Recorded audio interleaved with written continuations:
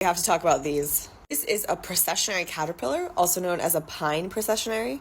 Here's another example of them. And another. So the reason why we need to talk about these is because they kill dogs. They're unfortunately quite common in Portugal. They are also in North Africa, the Middle East, and they are spreading northwards.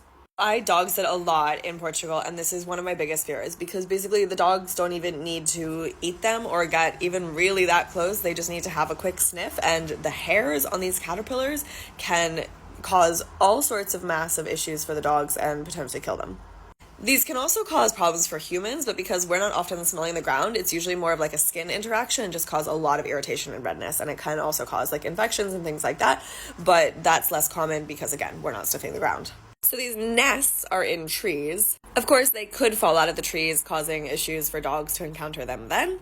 But when they become the biggest threat is when they are out to look for where to bury themselves in the ground. And that is when they form those processions, which is why they're known as the processionary caterpillars.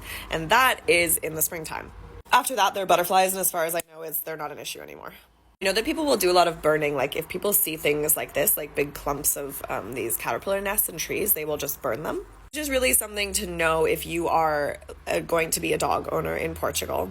Personally, taking care of dogs, I watch incredibly closely to see what dogs are sniffing at.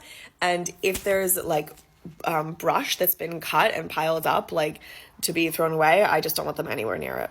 Now, somebody asked me one time about if these are dangerous to horses, and they absolutely are, but I haven't ever heard about a horse being affected by them, whereas I have heard stories about dogs. So I don't know if it's just that horses know better. Sometimes they do. They just don't eat things that are poisonous to them, or if I just haven't heard those stories. But these things suck.